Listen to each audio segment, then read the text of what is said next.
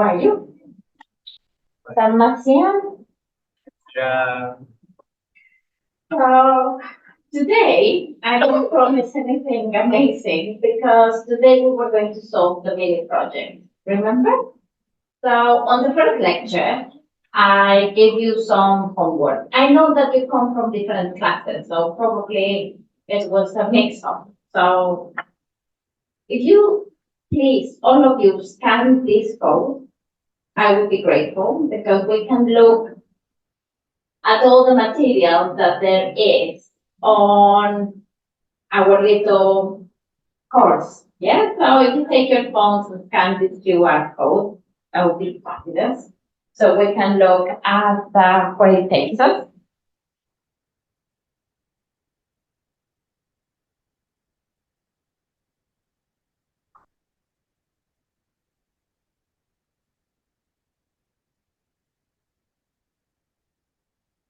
So it should take you to a Padlet that has lots of things and more or less all the lecture notes, all the material, all the links that I clicked during lecture should be there. There is also the instructions for the mini project. Okay? Some of you handed in your answers, but some of you, I mean 3 people with 1 file handed the answer, so not many, I'm afraid. So if by any chance you have some answers to the mini project and you would like to scan them now, that would be fabulous. What do you think? Any more people have answers in there? I don't see you like itching with joy. No? Okay. So what's going to happen today, I'm going to show you what you were supposed to be doing. I'm going to solve it for the people who have solved it and see what are the challenges of solving this mini project. And but it's going to be very fast. It's going to be a little bit fast because it's a bit boring, because if you don't have the data and you haven't worked with it, it's not going to be as deep conversation as we could have anyways. Okay? So this was a mini project, and the mini project implied the following. So we have section A, okay, where there were 10 countries with 10 individuals with different incomes, okay? And there were 2 questions. One question was to derive the inequality measures, and the other question was to try to derive the poverty questions, okay? The poverty indices. And based on whatever you found, you have to decide where would you like to live, okay? So I'm going to show you my results, and then we can discuss it, okay?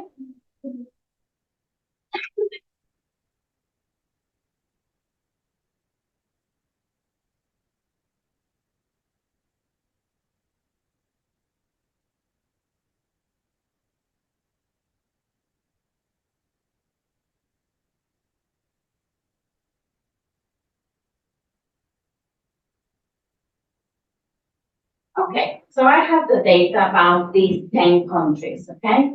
So what I've done, I solved it in Excel, but you can solve it in Stata and in any program that you would like, okay? So the first thing to do is to sort out from smallest income to highest income, okay? That's the first thing. So if you could draw the Lorentz curve and things like that. So can we move to inequality?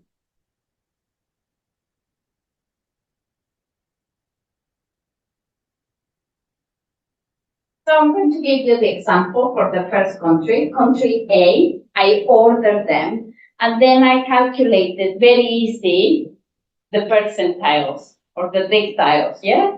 So the first 10%, 20, because there are only 10 people, I was able to do that. Then I calculated the percentage of income. Obviously, that That's the Lorentz curve, isn't it? The cumulative income and the cumulative population. So if you plot those two, that gives you the Lorentz curve for each curve. I also calculated the absolute mean deviation, and I needed that in order to calculate the Robin Hood index. Okay, so there I go. Another thing that I did, if you look at the first column, it said Tom. So I wanted to know what was the total income for each country. As you can see, well, country A has a lot less than country B. They have 23,000 in comparison with 305. I estimated the mean income and I estimated the Gini index. The Gini index, you have seen it many times, no? You know it very well. You know the area between A over A plus B, and we're very happy with that. However, you need to think that these formulas would require an integral unless the Lorentz curve is aligned. So in order to calculate the Gini index, we need a particular formula that is twice the covariance between income and cumulative income, and that divided by twice the mean. So that's my Gini, which was different to some of the people who calculated it.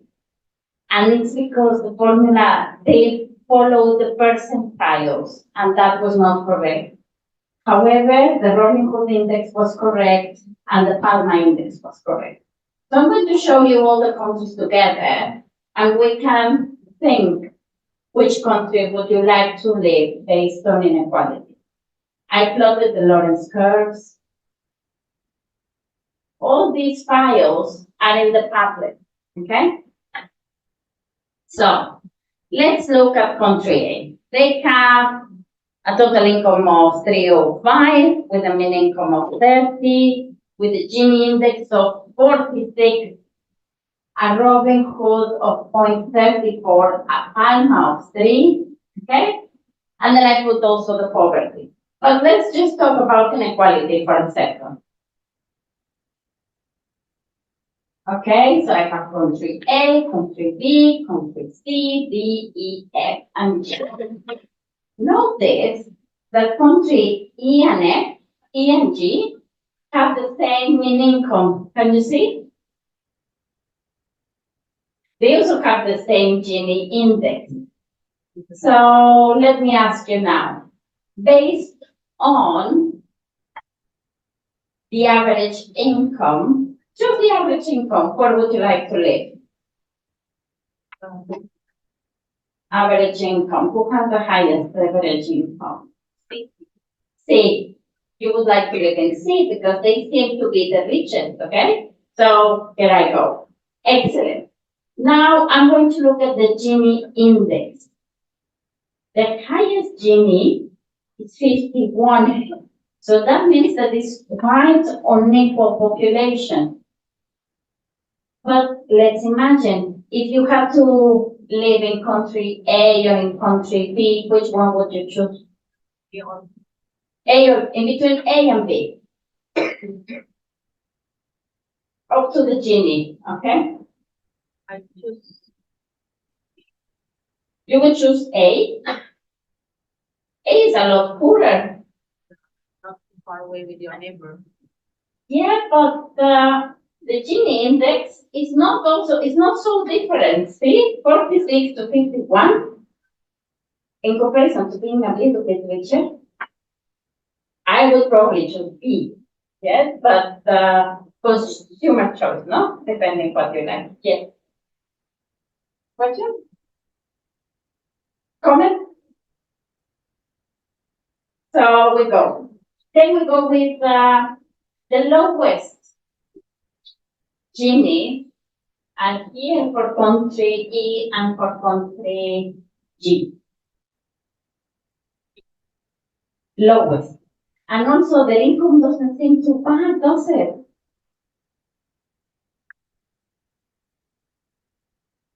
should start later. So let me just say for everybody who has just arrived, we have the homework that nobody did. I'm looking through the answer and I'm showing you more or less all my results, okay? So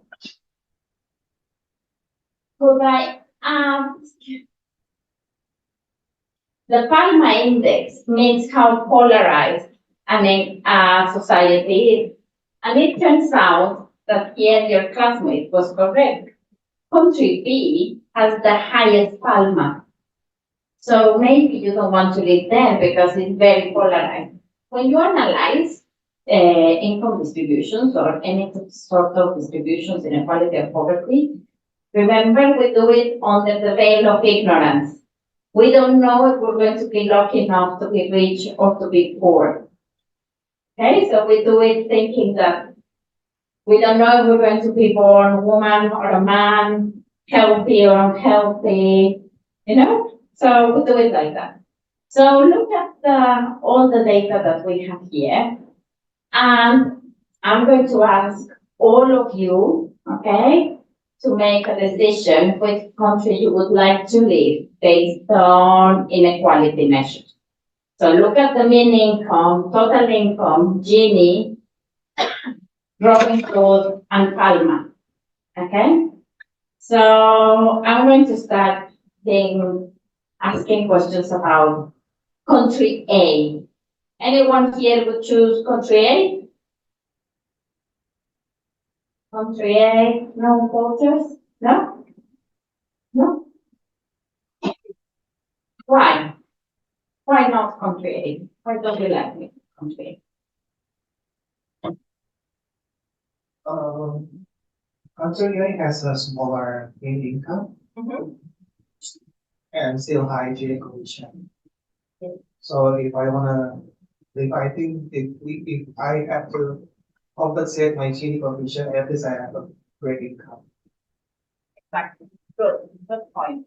So we don't like country A. Moreover, the Palma index is also polarized, okay? So there is this disappearing middle class. Okay, so I'm going to go with country B. Anyone would like to live in country B? It's the richest country, okay? I know country C is the richest, but they are not far. Country B. Yes, no? No, nobody likes country B.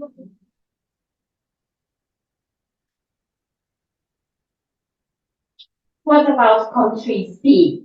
That's the richest, okay? The Gini index is 40. The Robin Hood is 0.3. It's not so polarized. The polarization is 2. Any voters here for country C? Nope.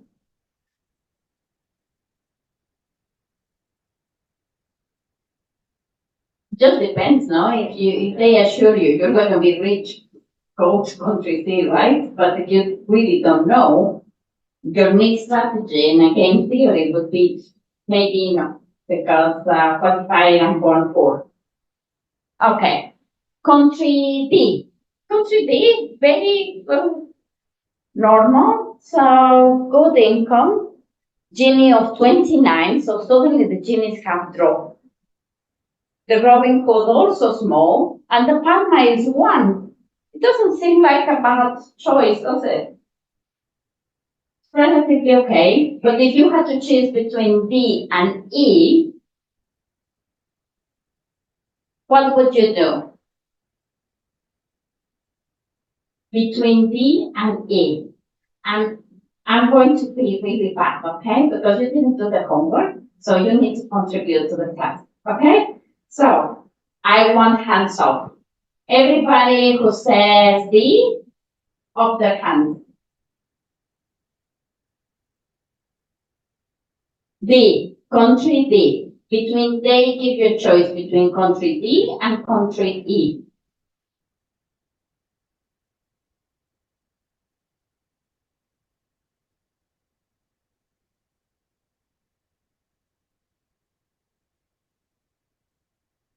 Okay.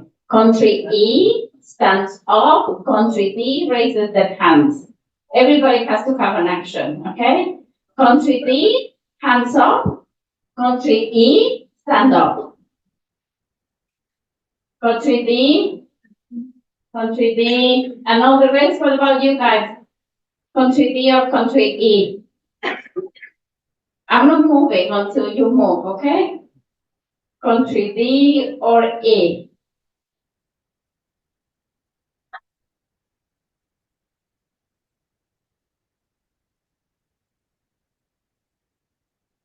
Come on, country D or country E? What's your name?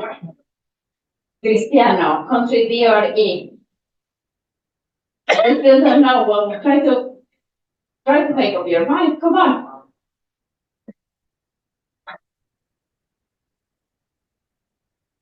Next, D or E? You think E? Why?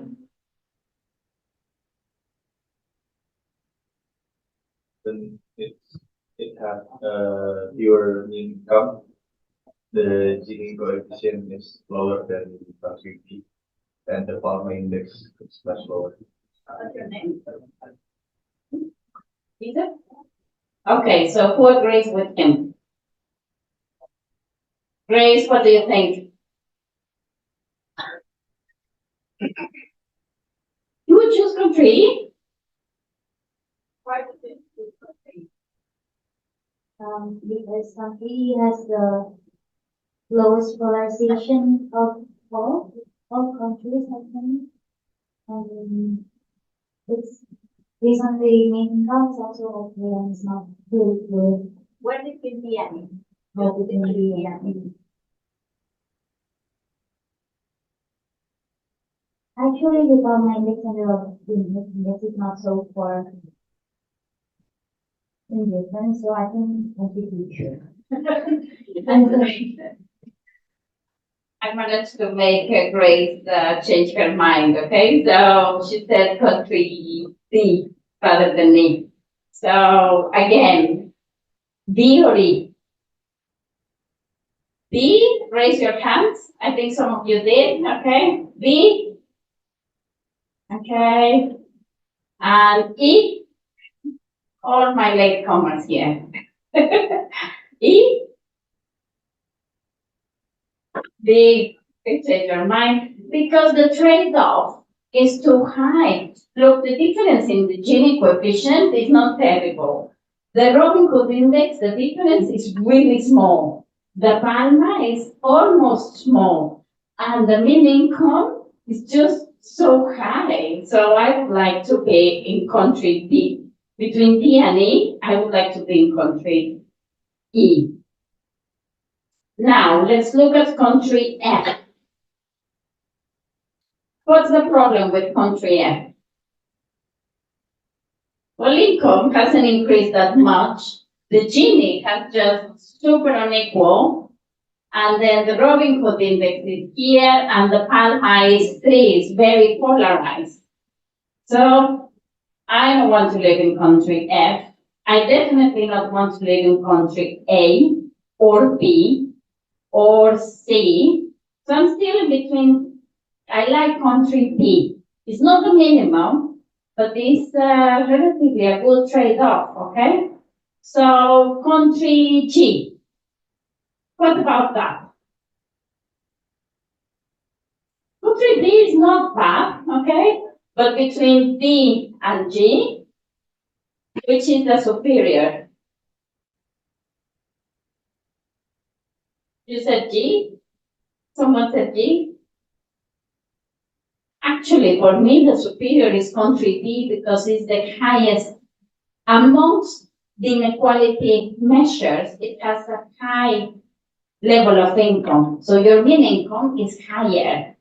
And there is no trade-off between inequality and income.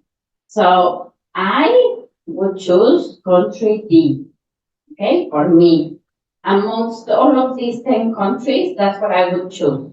Under the veil of ignorance, I would choose that. If someone told me I was going to be born rich, I would probably choose country D, okay? But given that I don't know how I'm going to be born, and I was not lucky in this life, so maybe just country D, okay, for me. Then I go and I constructed the poverty lines, okay? And the poverty lines were constructed by obtaining the median income and multiplying 5.60, which is the standard, it's 60% of the median income, okay? And I estimate the headcount ratio, so how many people work for. So this is quite nice because it's like a percentage, okay? So 30% are poor, 20, 10, 20, okay? Then I go and do the gap, okay? So how far I am. The severity index tells me, the highest severity index tells me how deep is poverty, okay? So now, based on poverty, let's look at all of this, okay? And I really want you to participate and help me out. So what do you think between country A and country F? A and F, between A and F, country A or country F, according to poverty.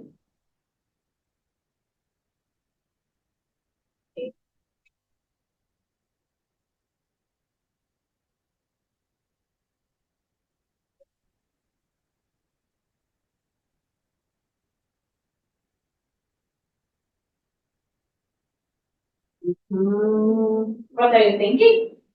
A or F? Better one. Hmm? The better one or the worse one? The one you choose to live.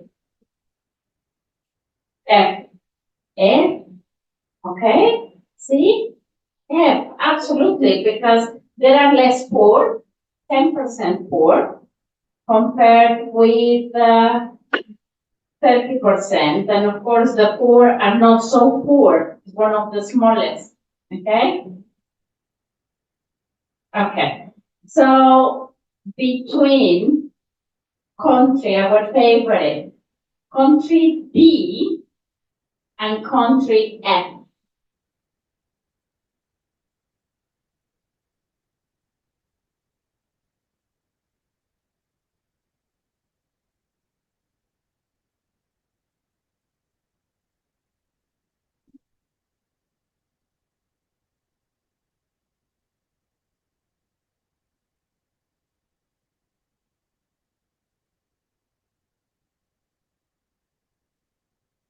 Complicated, no? Yeah.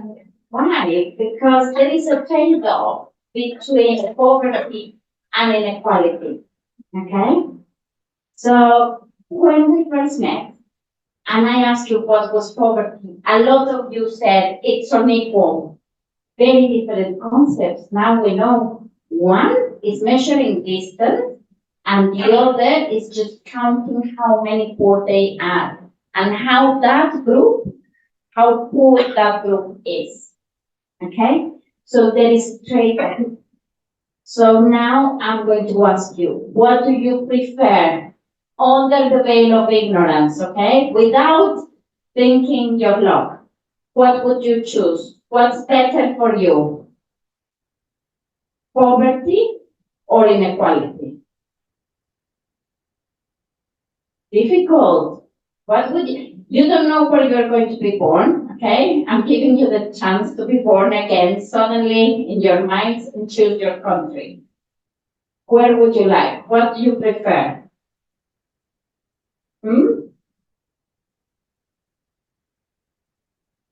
Poverty or inequality?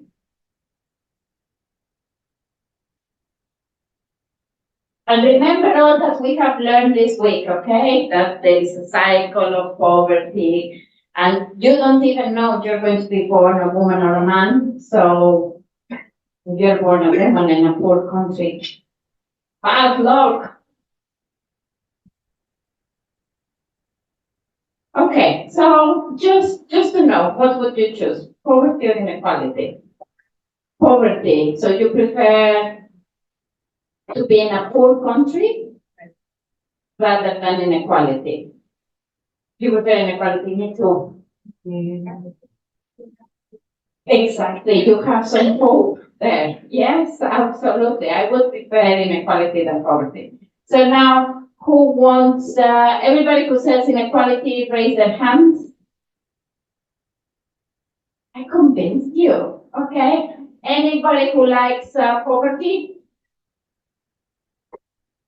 She's hoping to be born rich. That's what she's hoping, okay? So really, there is no correct answer, and that's why I wanted you to have a little go in this mini project. Because when you analyze it, it's very easy to say, I am going to go with the highest, with the lowest Gini. But then when you start thinking about total income and mean income and poverty and all that, then you start realizing where you want to live. Okay? So I'm going to move to the second section of the report document of our homework.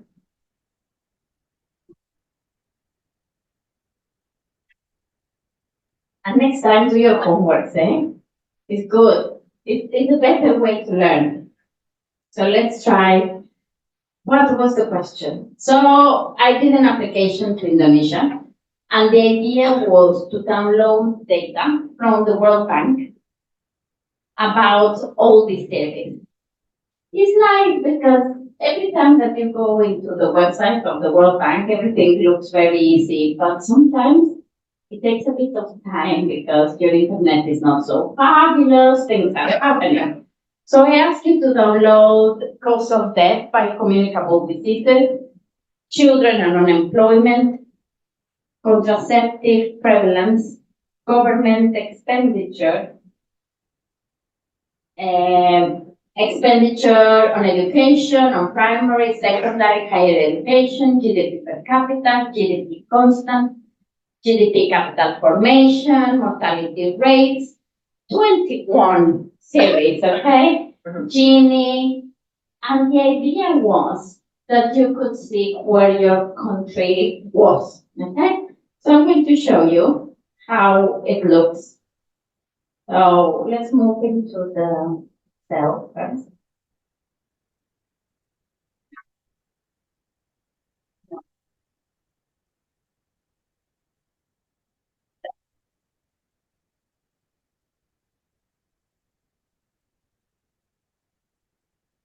So this World Bank data needed a little bit of cleaning because what happens is that the World Bank data is the same quality for all the countries.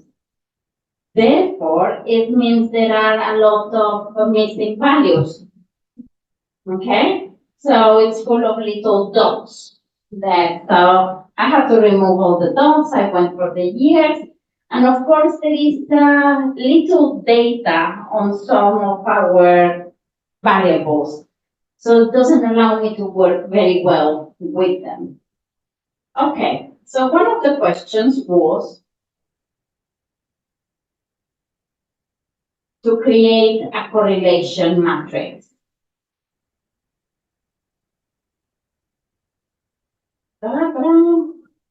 So I asked Excel to give me this correlation matrix, okay?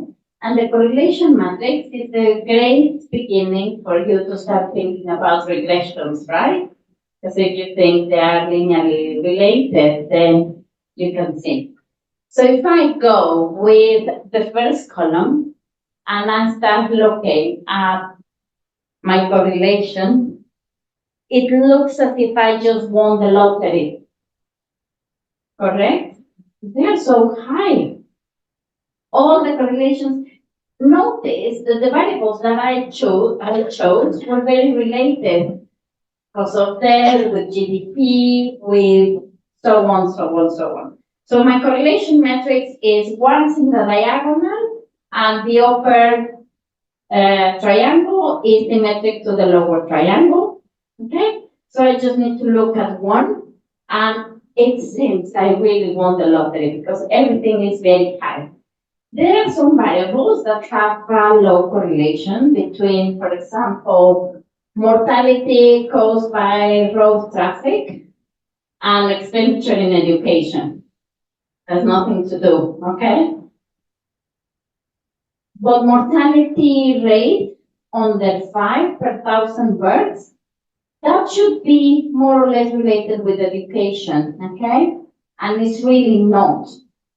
One of the things that you should pay attention is not only the correlation coefficient, but to know if they are statistically significant, correct? To see if you can actually run a regression. So I was expecting wonderful things from you and that you had done this and looked at these correlation coefficients, okay? So I'm going to look at the descriptive statistics so we have an idea.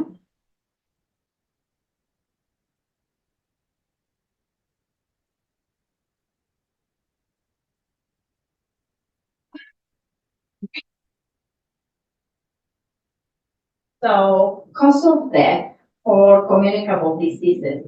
Why am I interested in this? I'm interested in this because I'm interested in this epidemiological transition, and I want to know if Indonesia is coming out of it, if the burden is not on communicable diseases or if it. Well, the mean is high, okay, but also one of the big problems is here, I only have 4 observations, okay, so there is not a lot here. Children and unemployment, I only have 3 years data, so I cannot say a lot. However, contraceptive prevalence, I have 50 years, and of those 50 years, I only have 29 observations. So this is not terribly bad, okay? It's borderline with the central limit theorem. I looked at education.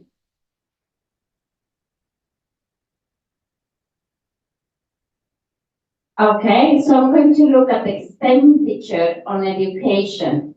Do you remember we looked at the Hexman's model and we said that there was better, we said we shouldn't invest on higher education, we should invest on preschool and primary school. Let's see if that's true for Indonesia. It's true. Look, the highest mean is on primary education and the lowest is on higher education. So the model actually works, no? So you have primary education is 45 average, and higher education is 20, secondary 28. So the models, what I've told you is actually true, okay? So that's nice.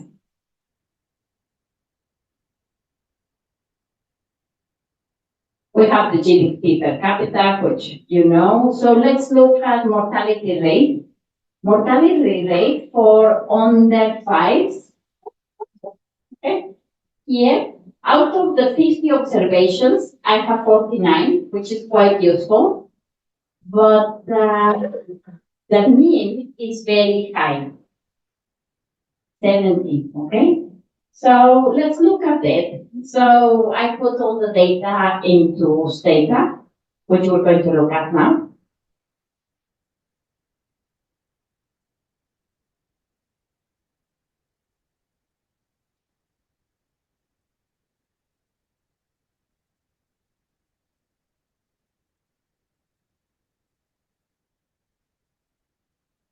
So I moved all the data, recorded everything. Now you have the data, okay? On my first tablet, if you want to play with it, you can play with it.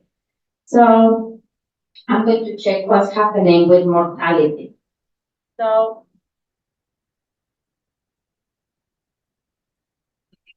the first thing that I did was declaring the set of time series, and now I can use it.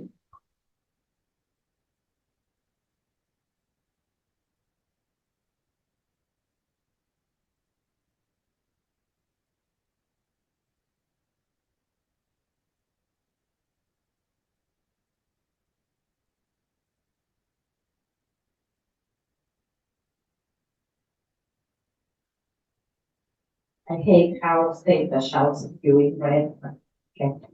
So I ask for a line of the mortality rate.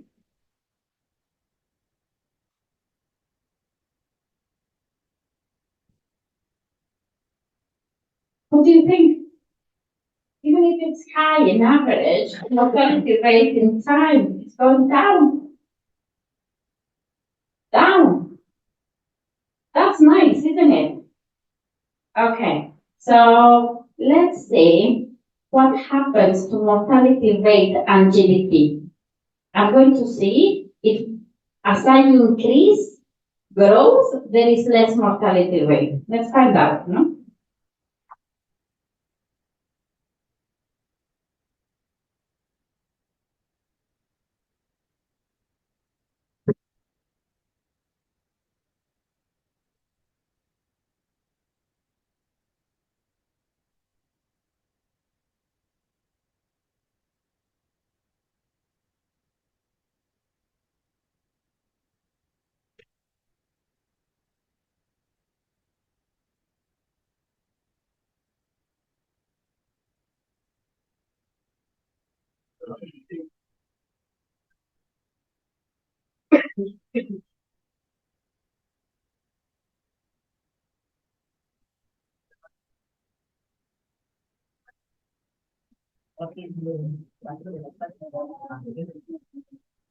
Ta-da! As I increase economic growth, mortality rate goes down. Okay, so these are the kind of things. So all your mini projects have different plots that you could look at. They will help you. Okay, so you could think about what happened in the year 2000. Something funny happened there. Went down and it went up. So maybe you have something happened. You can think about external shocks, an earthquake or a problem with the financial markets. I don't know, something external moved up. So that was the mini project. Okay, so I don't think there is much I can do without boring you to death, but you don't have the data, you haven't tried it, so you don't have many questions for me. So I'm going to leave it here. I'm going to tell you, I've been having a fabulous time here with you. The first part was all on development, which is definitely my passion. And I know you're great students, and I really enjoy being here. Tomorrow and the day after tomorrow, I'm going to be here talking about research ideas.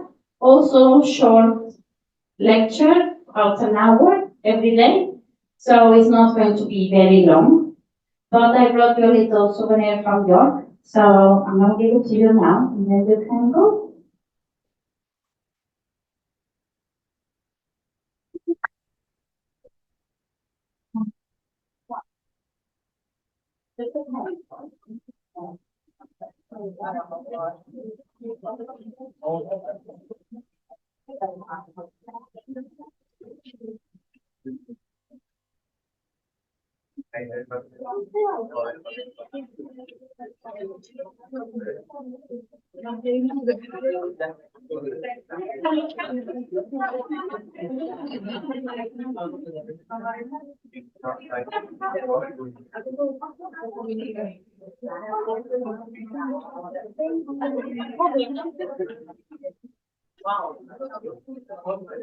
So next time do your homework, okay? However, I'm very grateful that you're here. All the people in Zoom should have also handed in their homework. So at least you came. So thank you very much for everything. And I will see you tomorrow, okay? It's been a pleasure being here.